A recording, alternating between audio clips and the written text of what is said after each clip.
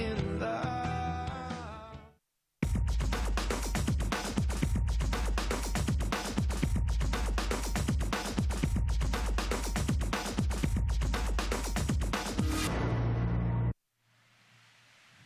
Welcome to beautiful Gulfstream Park, and welcome to Gulfstream today. Ron Nicoletti, along with Gabby Gaudette, and Fast Main Track, firm turf course.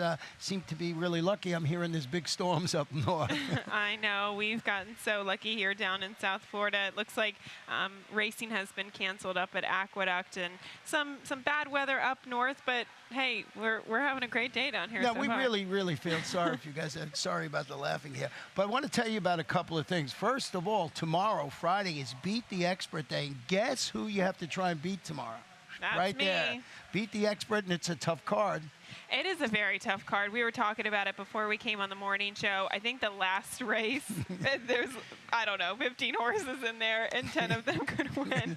So it's really difficult in tomorrow's last race. But overall, a really difficult card. So, you know, that's usually what you get on Friday. And I'm just hoping that I can do a little bit better than I did last time I did this. Or at least better than when I did it the first time. Because I only had one winner. I think it was 6-5. Yeah, it just seems to happen. Every time we play Beat the Expert, we always end up with one or two winners in here. And if you have a chance, and it's a tough chance to try and beat Gabby, you could win one of those nice polo shirts that actually says Beat the Expert on that. Something else we want to let you know about for Saturday's card, we got some really nice guarantees going on. We do. We'll show you that slate here. We've got $300,000 guaranteed in the final pick 4 of the day. In the 20-cent Rainbow 6, we have a $200,000 guarantee, and in that 50-cent late pick 5, we have a $250,000 guarantee. We've had kind of similar guarantees in the past couple of Saturdays. They've been really successful in the way that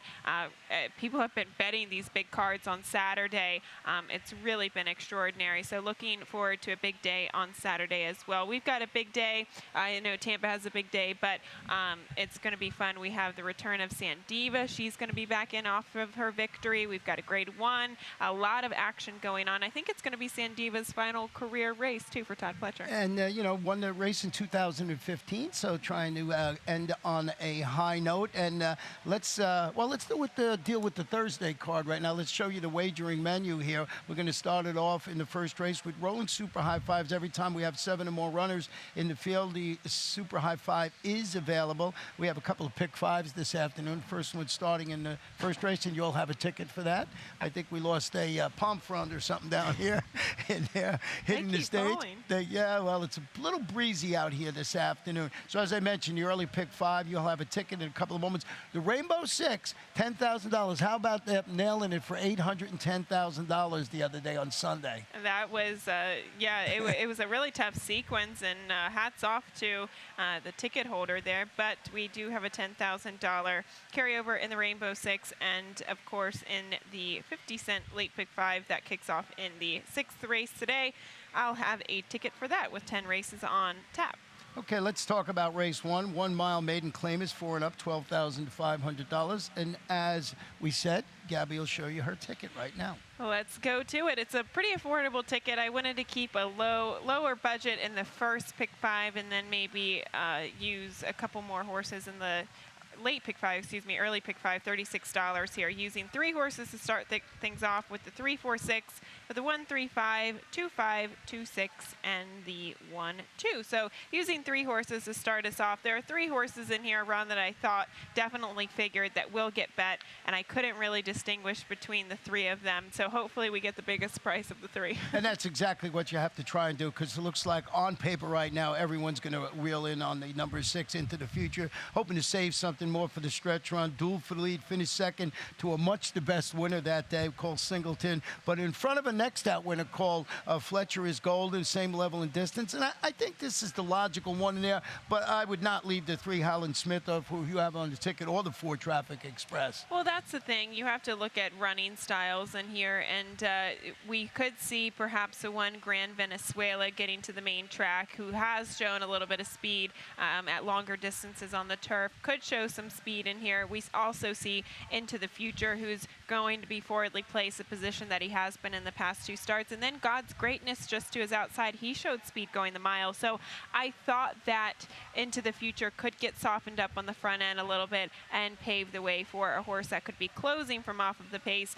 He does seem very pace dependent here, talking about the 3 Howland Mad Smith, but I do think he'll get the right setup. How good has Nick Zito been going on the last couple of days? This one got bumped. We're talking about Howland Mad Smith, got bumped at the top of the stretch last time out, but Nick Zito, all his horses, if they're not winning, have been running exceptionally well, and really good for Nick. I mean, they've been just running great. You know, hard to leave him off the ticket. It's funny because he had the career milestone win of 2000 back in mid-January, and ever since then, really, I want to go back and kind of find a statistic to show this, but all of his horses have been hitting the board or winning, and most of them at pretty decent prices. So I had a little bit of confidence in this horse in the opener. Yeah, and the 4 Traffic Express, eligible to show more. You had it in second. Responded both to the drop and the surface switch with a second. Has limited starts on the main track, and last time out I thought it was a good enough race behind Fletcher is Golden to suffice here. And this horse does have a little bit more speed than Howland Mad Smith, so he could be in the right place at the right time. Let's go to race number 2. It's a 6 furlong starter, optional claimer, fillies, 3-year-olds. They started for $50 or less, or the optional claiming price of $50,000. And we're going to have 6 runners in this field. And we both started it off in here with the number 5 Trudge. We did, and I wanted to go back and show a spotlight replay of a horse that will probably be bet with the number 3 Easy's Mistress for Larry Pilati. This filly does come off of a victory last time out, and we can see her kind of just stalking from off the pace. We saw the number 1 and the 3 horse in this race go on the front end and really duke it out on the front end. And I just thought that maybe she could be a bit vulnerable here. She did get at a distance that day to the 6.5 furlongs. She popped up from a 50 buyer speed figure to a 79 buyer speed figure. I just thought that it took her so long to finally get on her right lead, and I just thought she probably got a really good setup in this race, so that's why I kind of pressed the brakes a little bit to pick her on top today. Yeah, and I put her in second for all the reasons you mentioned, but with that said, I was watching the races yesterday, and it sort of looked like the inside was not the place to be. It looked like if you can close, send it down the track, but as we mentioned, we both went with the 5-year Trudge, who's turning back to 3/4 of a mile after rebounding at 4th place finish. That was in the $75,000 house party with a press the pace in week and third, beating a length with 60 cents to the dollar that afternoon. It was disappointing for sure that she was beaten as a heavy favorite, but I still think that she is the class of the field. She broke her maiden against Maiden Claiming Company first time out. She immediately came back in the house party, and we were mentioning on that particular day we saw Bodie's Dream and Wildcat Kate. The track really carried them. Right. It really favored speed type. So I think you can forgive her. I don't think she wants to go any farther than 3/4, but it should serve her as a good bottom for the cutback today. And of course, she used in third, O'Candrita, has trained sharply across town at Gulfstream Park West in preparation for the first starts and setting a pressured pace and finishing second to a repeat winner called Worth Avenue.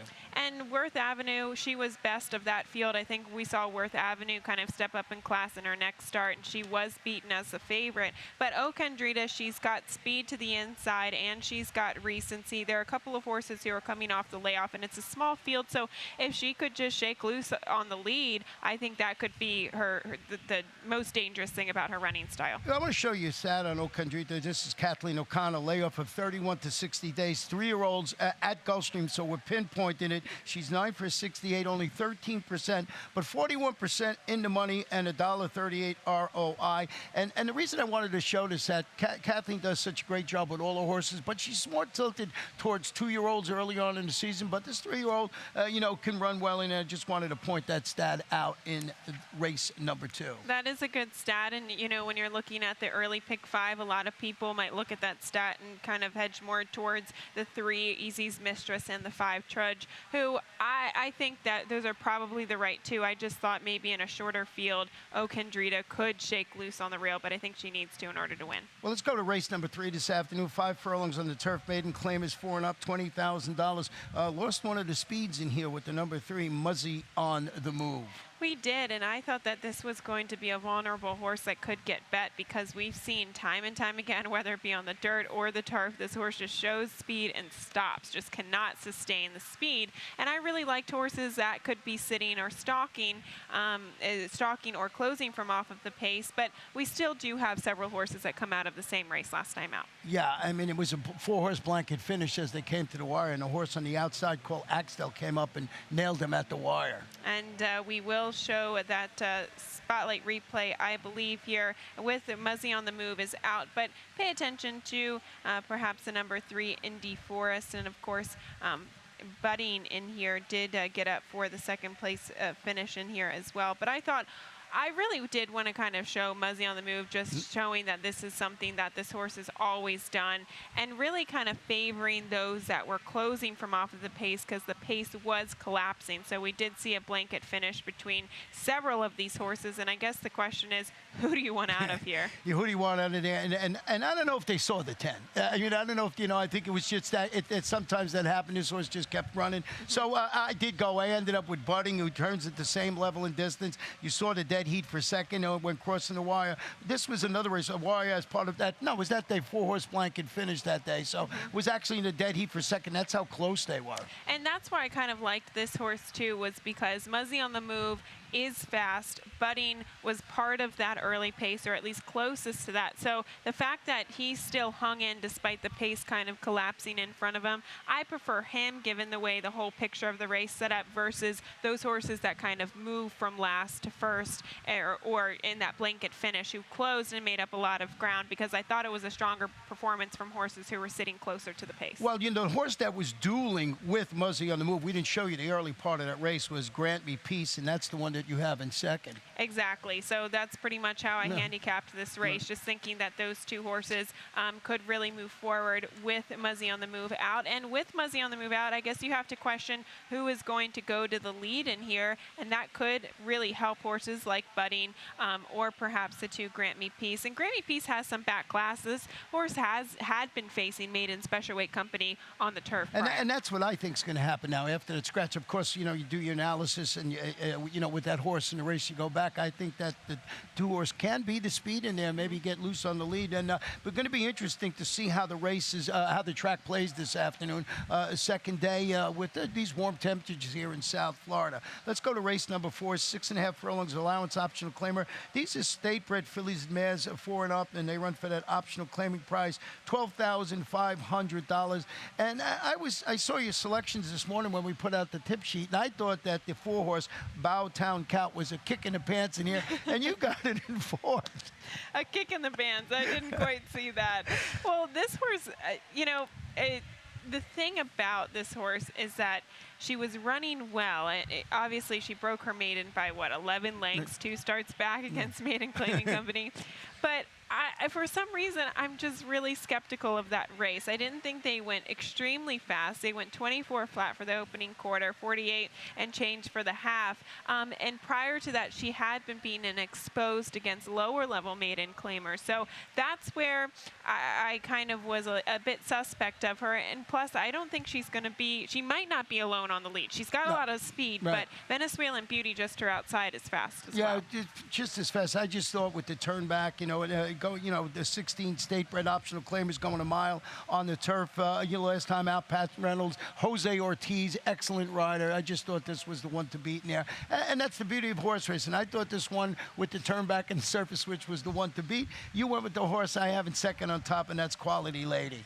I did, and this is another one who's cutting back in distance, going from turf to dirt, and the dirt is definitely a more preferred surface. And this horse, I thought, ran a huge race first time off of that pretty lengthy layoff, and then regressed a little bit in her second start off the layoff. But I think she's going to be primed and ready to go with that turf race under her belt. And you go back to that race as well, her most recent dirt start, that was a very tough field. Mia Tori came back out to win on Claiming Crown Day. Calling Me Home came back out to improve and win that same condition. So I thought it was a good race for the level. And it was a wild performance because she was going up, she was ranked early, and when Johnny Velasquez went to pull on the reins to put her, take her from going and running up on the heels of another horse, she just pulled back, and I talked to Phil Gleaves after the race, and he said, I've been in racing a long time. That's the first time that's happened to me. So it was a little bit of a strange performance last time. Exactly. So with all of that, I really do think, and you can't necessarily see that from the comment lines, but,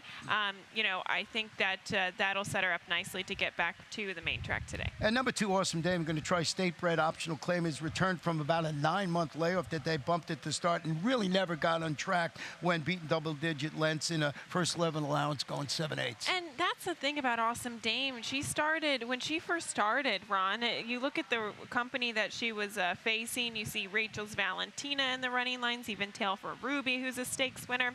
But since then, she's just kind of started to go downhill, and I guess you have to wonder, was she just kind of a precocious horse and headed in the wrong direction, or can she turn things around? So I was kind of on the fence with her, but I did leave her off the early pick 5, although she does have some decent black class. And she gets a vote of confidence, I believe, when Javier Castellano decides to ride her back. So I just thought that she was illogical. And now you went to the inside with the number 1, still in front of the horse that I thought was a piece of candy in here. Well, Image of Rachel's race 2 starts back, I thought was actually very good, and she draws a good inside post position at this distance, maybe get a stalking trip. I was just suspect against Bowtown Cat, because you see horses who broke their maiden at the maiden special weight level and went through their conditions relatively quickly, whereas Bowtown Cat, you know, it took her a long time to break her maiden, and it was a slow pace when she was on the lead, and I think there are other pace in here, but Okay. you know, all right. that's We'll see what what it happens. is. We'll see what happens. Let's take a short break. You'll probably get me. You know, let's take a short break, and when we come back, show you my Rainbow 6 ticket. At ExpressBet, we celebrate the champions that make horse racing great. That's why we provide more ways to bet from more places than ever. We've built an entire family of brands to give players more of the rewards they deserve, give bettors the information they need to win, and provide a community for horse bettors. Because the best way to support the champions of horse racing is to champion horse racing. ExpressBet, we are racing.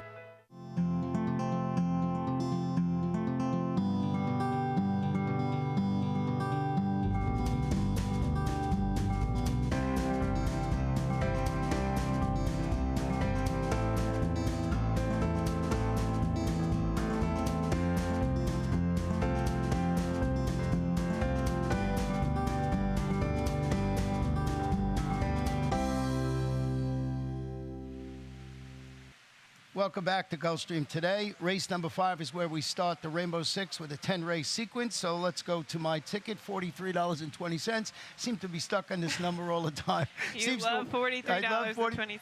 3, 2, 3, 3, 2, and 2. Could not find a single this afternoon. Love to try and find those singles. I just didn't have the confidence to do it. So $43.20. And I went with the 1, 2, and 9 in this opening leg. And once again, we were talking about this earlier. I think that's the logical 3 horses in this field. And it's funny, in the Rainbow 6 and in my late pick 5, I couldn't find a single either, but it's like 2 horses could potentially win the race, so you can feel confidently using 2 horses, but not necessarily singling, because some of them are, you know, these claimers that kind of have a tendency to go in and out of form, so it's hard to have a lot of confidence with them. But here, I guess we should start with the outside Sanad here, the number 9 horse, who last time out did get into a little bit of traffic trouble. We'll show you this video spotlight replay from the quarter pole to the finish, and you like this horse a bit today. Yeah, and I turn it back to 7.5 furlongs. You'll see, as you mentioned here, count as that traffic in the stretch, and I just thought off that performance that, you know, that this horse ran pretty well, you know, despite the fact it was searching for racing room. And that's kind of something that you always have to pay attention to. And the thing about it, though, with a horse like this, you kind of the beauty of it is that, okay, first half of the race saves ground. Second half of the race, unfortunately, you just cannot find room because you went throughout the entirety of the race saving ground. So I'm just hoping that this horse does get a little bit better racing luck. But I just thought that sometimes he has a tendency to be a bit pace dependent. Yeah, he's pace dependent in there. You got Jose Lezcano, and you're absolutely right about that. You know, you try and save the ground, but you're always going to have horses backing up in your face because a lot of the times the speed is on the lead. They're near the rail, and then they start to back up. So you got to get the luck of the trip in there. But off that performance, I thought I'd give this horse another shot. I just went with a horse who had a bit more tactical speed, and last time out they kind of aggressively sent this horse out of the gate, and I don't really know why. There seemed to be a decent amount of pace in there, had a good post position, post 4, but he kind of shot out of the gate and opened up by about a length and just couldn't sustain that speed. But if you look at the race immediately prior to that, this horse closed from off of the pace, so I thought he was kind of taken out of his natural running style, and perhaps with an inside post position, going 7.5 furlongs with some speed to his outside, and even directly to his inside. The one, She Read My Text, I would imagine, would show some speed. So maybe just sitting that stalking trip today. Yeah, and we've mentioned this over the last couple of days, at least in my estimation, that speed's been a little better on the turf course. You know, we haven't had rain in a while here, any serious kind of rain, so the turf course playing to that way. And I think a horse like this, getting back to our Rainbow 6 and our Pick 5 tickets, why I couldn't leave Sarmo off the ticket with the number 9 Snod, because you don't know who's really going to get the trip in there. And you mentioned She Read My Text. This one's very intriguing to me. Well, I just question whether or not he actually wants to go 2 turns, because he looks like a real, true 5 furlong sprinter. He showed speed against that level of competition and kind of that distance, but once they finally stretched him out to 2 turns, I was very surprised, A, that he didn't make the lead off of actually being on the lead at 5 furlong sprints. And that really hurt him. For a horse like this, who I think is better at 5/8, he needs to go to the lead. His speed is his best attribute, and he draws the rail post position. If that doesn't happen today, I'd be very worried about it. Well, not only did he not like that distance, they eased him up in that last race. So, I mean, you have to take a look, see how he looks here in the pre-race ceremonies. But I think you're right. I think he was solid when sprinting on the grass across town at Gulfstream Park West. So the other horse that you used on the ticket, Mongolian Party, who I put in 4th, is up there at, I think, 20-1. And I think a horse that definitely likes 2 turns on the turf. He's been sprinting, so it's kind of the opposites here. You have She Read My Text, who I think went shorter, and then you have Mongolian Party, who I think went a bit longer, which is what he gets here today. But overall, I thought She Reads My Text was a little bit better on paper than Mongolian Party. Well, let's go to race number 6. It's a 1 mile maiden claiming event for 3-year-olds. $50,000 down to $40,000. We had a little bit of the scratch bird hit us here. We lost 2 horses with the 2 and the number 4. That's African Chief and Tight Rock. And I think it makes look better for Barry's swing, the number 8 horse. And here I'm going to show your ticket, your late pick 5 ticket. I'm just using 2 horses to start things off here, Ron, and one of them being that horse that you just mentioned, Barry's Swing. So 2 horses here. I thought race 7 you wanted to have some coverage in. That's a maiden $35,000 race. A lot of horses getting to the turf for the first time. There's a lot going on. I actually picked the 1 Fashion Factor 4th, but that's for Christophe Clement getting to the turf for the first time, so I didn't really want to leave that horse off. So using 2 by 2 and then by 3 in the final leg of the sequence for $48. But I don't know. I thought I had the right 2 in this first leg of the sequence. I'm in total agreement with you. I started it off with Barry Swing, who's dropping to the 50 level on the main track after following a couple of in-the-money finishes on the dirt. With a sort of a clunker versus maiden special weight competition, going a mile in the 16th on the turf. I want to show you a stat on Mike Maker with horses going from turf to dirt, maiden special weight to maiden claiming. He's 6 for 30, 20%, 47% in the money, but only $1.04 ROI, and that's over the last 5 years. So, I mean, they bet his horses is what that's trying to tell you. Exactly, and I think that this stat would apply more if it was a full field here. Right. But considering we have 2 horses, it's kind of slim pickings. Yeah. And even though that stat is a negative ROI, you must use this horse because he's got races that would warrant respect, including his race 2 starts back. We saw Faja in there, and going into the race, I didn't think it would be that tough of a race, but Faja put in a really solid performance that day. I believe first-time starter for trainer Todd Pletcher. So off of that race, you must use, and it's funny because I remember watching this horse in his first start prior to the claim, and he on the screen, he just looked like a horse that didn't have much size to him.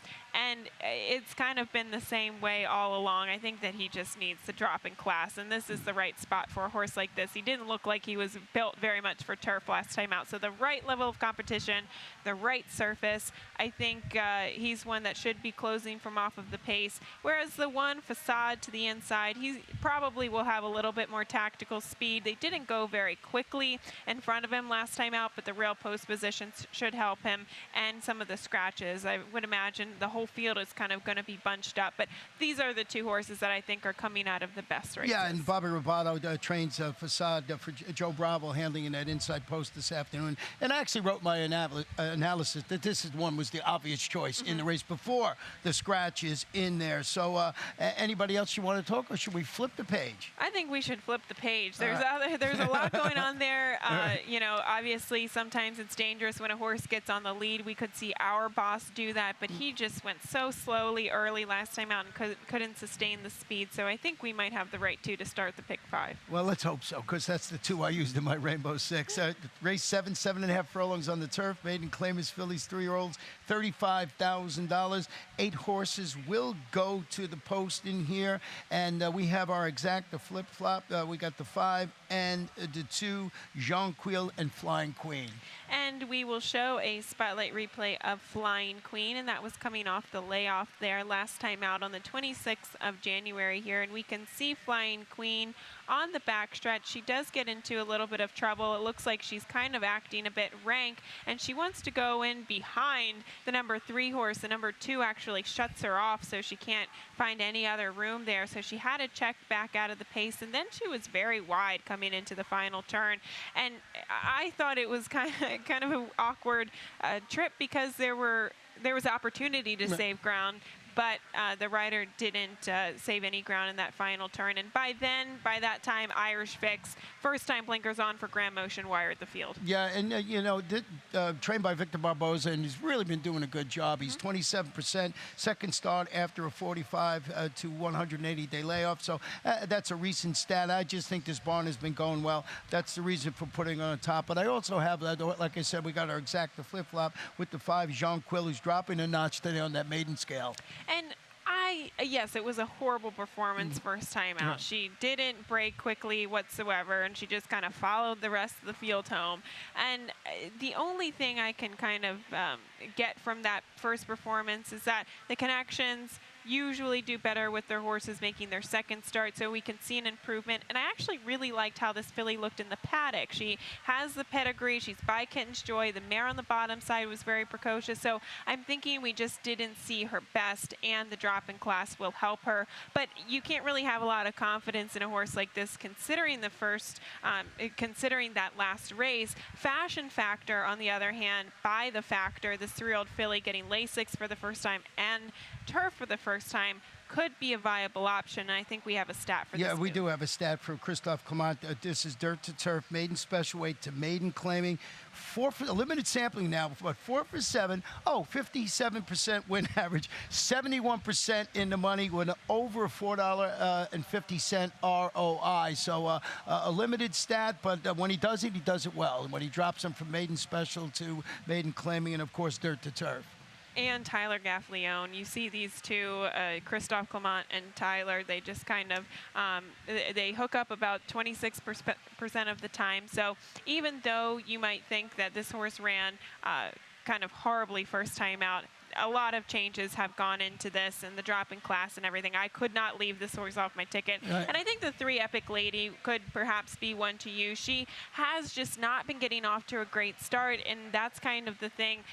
Is she compromising herself at the break, or are others compromising her? If she gets off to a clean start, I do think this is the right move, dropping her in class. But those were the 4 that I really saw. I wanted to have some coverage in this leg. And the common theme is on the turf course, or any turf course at any racetrack, because you really got to get that trip from the opening start to that end, because everybody's positioning, trying to save ground and whatever it is. So I just do think that these are the logical. I mean, you put the one on, and that's a smart move, I think, because I would hate to get beat by Christophe Clement, first-time turf starter. Yeah. So I had to add him myself. So let's go to race number 8. 6 furlongs. Claim is 4 and up. Non-winners of 3 in life. $6,250. 9 in the field.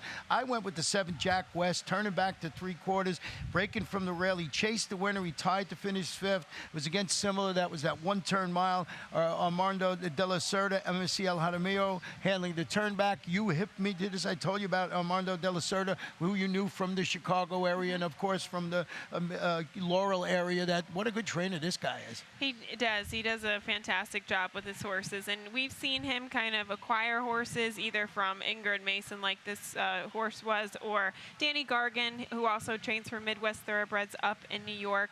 So he just does a great job with some of the acquisitions that he's been having. But I thought this horse could potentially be put in an awkward spot because just to his outside, the 8 Joey Sixpack, we know his MO. He's going to go. He is very quick early. He doesn't necessarily sustain that speed, but I think Jack West is a horse that is better when he can kind of be on the lead. And at this distance, I wonder if he can successfully kind of stalk and follow the rest of the horses home. But he is a horse that you definitely want to use on paper just because he's coming out of better races. But the 3 Remarkable Tale, he needs a strong pace. I think he's going to get the pace. And last time out was, I know he's kind of a long horse to get in between conditions, but they tried him at the 12.5 level, even $16,000 level. He's best at this level of competition. Yeah, I mean, he's a logical contender. And the Joey Sixpack, as you mentioned, there's no doubt what he's going to try and do. And you know what? If he doesn't stop, he wins the race. You know, so I added 3 in here. I used these 3 horses on my ticket because I think one of these days when Joey Sixpack, I had a lot of success with him early on. Now he tends to stop. May set it up for a Remarkable Tale. And Jack West maybe can carve out a trip. If he runs with him, Jack West, he's done. Yeah, 3 is just not his lucky number. Right. He cannot get the non-winners of 3 lifetime condition. He's tried it many times, but as he said, sometimes it always just depends on how the track is playing. Yeah. If he gets loose on the lead and the track is really kind of guiding these horses to the finish who are speed types, well, then maybe today will be his day. But for what it's worth, I did not use him. Yeah. In the well, I can understand that completely, but you know, I've always been a sucker for speed, so I always have Joey Sixpack somewhere on my ticket, and not in the win positions because I know that he stops, but I always think that he can maybe hold on for a share. So we'll see how that works out. Let's go to race number 9. 7.5 furlongs on the turf. Claim is 4 and up. Non-winners of 2 in life. $16,000. Full field of 9 runners in here, and you went with number 7 Powerline on top of your ticket. And Javier Castellano picks up the mount, and I just thought that this was a huge switch here, and not to go against jockey Lane Leslie, but you go from a 5-pound apprentice to one of the best riders in the country. So a big rider switch here, and I just like the fact that he does have speed, although he, like Joey Sixpack, hasn't been able to sustain the speed for the full race.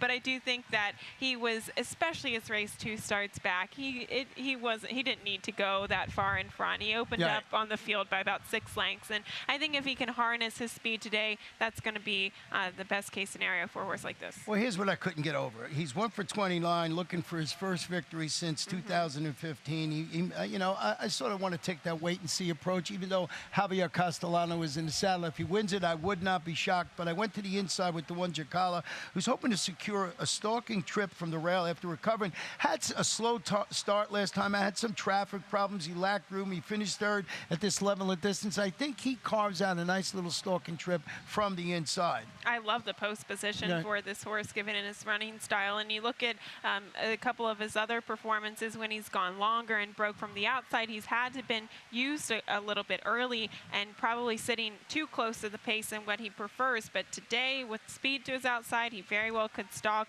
and get that perfect setup. So I do like your horse in there, Ron. I also was considering some other horses in here, including the 4 Little John W., who was, I believe, first-time gelding last time out. Put in a subpar performance. I could give him another shot, but I think the horse to really talk about is the 5 Leonardo da Vinci, who just recently really was facing starter $50,000 company, but he just hasn't been able to kind of overcome his condition since breaking his maiden a long time ago. And it's a horse that I left off the ticket, and I know he's the morning line favorite in there at 5-2. I'm not enamored with what I've been seeing from him lately, and I'm trying to beat him with as we mentioned, Giacomo or Powerline, who's going to the front end this afternoon. And Leonardo da Vinci, it's funny because you go back to his victory when he did break his maiden against maiden $50,000 types, and you look at a really strong pace for the mile, and the pace kind of collapsed, so he really did get everything to go his way. And since then, I agree with you, he's just kind of been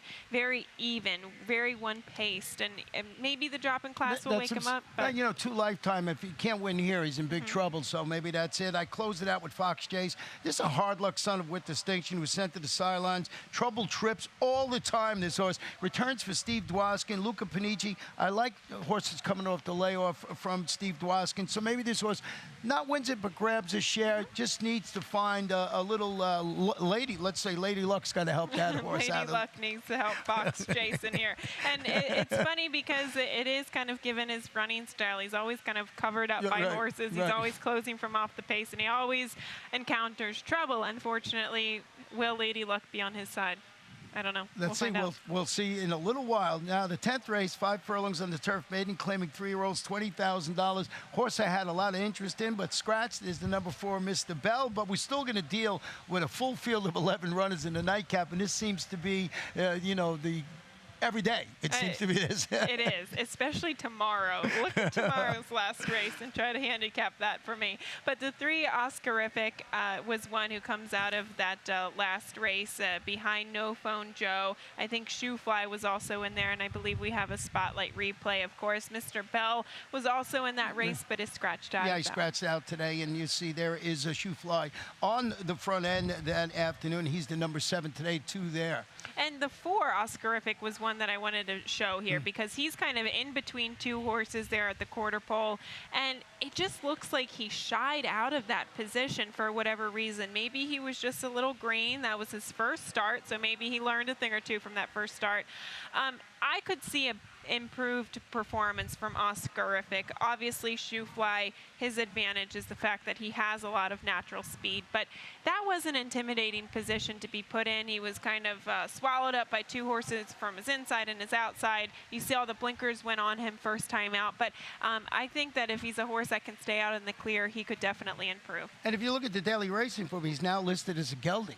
So first-time gelding, at least, well, only time gelding actually in there. But you and I both went. Can only have it once. Yeah, you and I both went with a first-time starter in here, and that the number 5 horse, Shot Jack, a gelded son of Trap Shot by Tapit, making his debut for Gilberto Zerpa. And by Trap Shot, you look on the bottom side, Orient Shop. That horse was actually a sprinter, but primarily on the dirt, and the only other sibling did lose first time out on the dirt or on the turf, the only turf start there. But Gilberto Zerpa, he's been doing a sneaky good job with his maidens, really just any horse, especially his recent claims. So I thought that the logical ones in here were obviously Oscarific and Shoe Fly, given their experience.